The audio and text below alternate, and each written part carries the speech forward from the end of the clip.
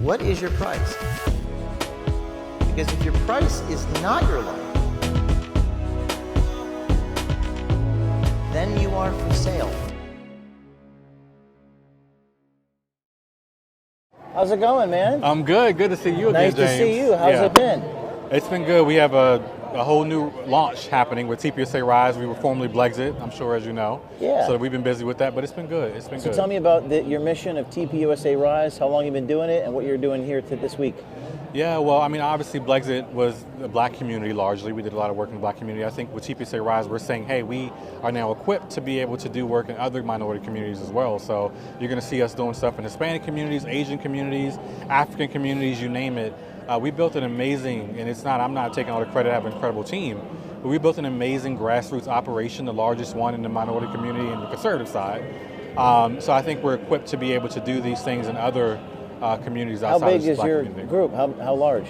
So we have volunteer-wise, we're sitting at, I want to say, over 4,000 or 5,000 volunteers now who are actual leaders, but people who have signed up to support the cause, and it doesn't necessarily mean leader. I mean, maybe you're a subscriber or you're help out at events here and there. We're well over 200,000 people now who are helping out in some capacity. And you're part of Turning Point? Yes, so we're a department in Turning Point. Obviously, we came over originally in the merger, and then now I think because we're TPUSA Rise, we're officially our own department within Turning Point. And this is the 501c4 or the C3. C3 educational. And how do you we know a little bit about Blexit, and where does that stand in the last 5 years? Where do things stand right now? Yeah, well, you look at the vote in the last election, 21% of black men shifted, right? And it's still so much work to do. That black women, I think we're 92% still voting for Kamala. So there's a lot of work to do still in the black community, but we saw the signs, we saw the cracks. That's changing. That's changing, right? Yeah. And that's what I was pointing out, black men, that 21% of black men, that's one of the highest numbers we've seen. And I think Blexit had a lot to do with that. But we also saw the work that we've done in Hispanic communities paying off, because there was a huge shift in the Hispanic community. And a lot of people don't know that a lot of Asian communities still vote for the Democrats. So, I think we're building on the work we've done with Blexit through the years, and we're going to build on that work and do more in these other communities to make sure that we continue to see this cultural revolution that we're seeing now happening. And I mean, it's you see this painting right here of this was exactly 4 years ago, of Charlie and I. Exactly 4 years ago. It says "Never Surrender" on that shirt. Yeah. Charlie. Tell me about how you met Charlie and how Charlie brought you into his organization. Yeah, so I had met Charlie years ago. I've been involved, obviously, with Blexit. I was involved with Blexit 2018 when it first started. So I had met Charlie in passing, but I tell people I didn't truly know Charlie until we merged in 2023. I remember the very first meeting I came in, and I was all ready to talk about all the things I wanted to make sure that we keep, and I didn't want Turning Point to change, and I had a list of items. And the first thing Charlie started talking to me about was my family. He was like, how is your, yes, he immediately, before I can even get into any questions, he's like, how are you, Pierre? And I'm like, I'm good. He's like, how's your family? I know you're married, how are your kids? And he started to talk to me about, he started talking to me as a man. Do you know that you had a family? He knew, He knew that. He knew I had a family. Because you told him, or he did research? He did his own research, you know. He wanted to know who I was, what employee is he bringing in, right? He wanted to know about me. And so he brought up my family right away, and I remember in that moment feeling like, man, I'm coming in here ready to just talk strictly business. This man is getting to know me as a person. Personally, yeah. And that made me put my guard down immediately, and that was the example that Charlie set the entire time, up until he obviously left us here on earth. He was a good man, so he cared about me as a person. I tell people all the time, a lot of people are mourning Charlie, the celebrity. I mourn the person, the man that he was. He would text me all the time, seeking advice on random stuff. I'm like, Charlie's asking me for advice? He would do a round table with black pastors or something. Oh, wow. And he would say, Pierre, I want you to watch this. Give me your feedback. Tell me if I can do anything better. This man was so humble. He legit cared about what we did. Someone texts so many thousands and thousands of people, it's hard enough to text a few. I struggle sometimes to respond to family members. Me too. Me too. I'll be honest with you. This man found they time say for he everybody. did something called layering, where he was able to multitask. I don't know how to do that. But absolutely unique. He mastered some incredible power. Yeah. And he certainly outworked the other guy. One of the clips where he said, listen, I may not be as smart as everyone, but I outworked them. Certainly he did that. Yeah. What got you started in this movement? Listen, I used to be a former lefty. I marched with BLM. I did it all. What year did that change? So I actually, 2018-ish, I started getting involved. That's when Blexit was first born. I didn't have any chapters. At the time, Candace and Brandon had just launched it. It was a concept they were going to do these shows around the country. And I was inspired because I had been listening to people like Dr. Swain and getting into Thomas Sowell. And I was like, man, I don't have anyone to turn to ask questions to. There was no one else in my life who was a conservative. So I took it upon myself, and this is how I got hired as the first employee of Blexit.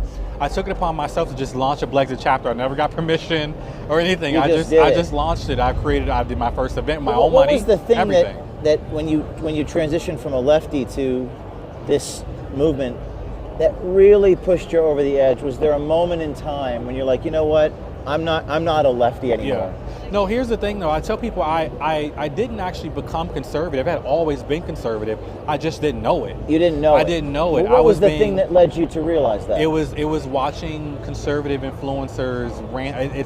Was there a particular one or two that really inspired you? I would say Dr. Swain was one. She did a PragerU video where she was breaking down like the so-called party switch. And I remember that one vividly. And I remember watching that video and saying, there's no way this is true. And that led me down a rabbit hole of doing my own research. You know, when I'm researching these things, for example, the welfare rate, black on black crime, and how our dependency on government has done nothing but set the community back, I'm like, why hasn't anyone taught me this? You know, I feel like everything that I've been told was the opposite of this. And I feel like we are part of the problem. We're holding ourselves back. And we keep voting for the same party who we put in power in our communities for decades, and nothing's changing. It just really led to this rabbit hole. And again, I can talk about it openly now. But back then, I didn't know who to turn to because there was no one in my life, not my mom, not my dad, not a teacher, not a friend. There was no one for me to talk to. No role models. No role model. Listen, I turn on... if you live in the black community and you listen to a black radio host, you turn on the black radio station, they're talking politics and it's not about the right. It's probably something against the right. They're like spokespeople for the Democrat Party. Your favorite basketball player, look at LeBron James. He might as well be paid by the Democrat Party. Like, there's nowhere to turn. And it's an echo chamber. Well, who do you think the leaders are, the personalities that you do respect and admire, who are... They may not be as big as LeBron, but someone out there right now, who are they that is preaching this message? That's a celebrity or just in general?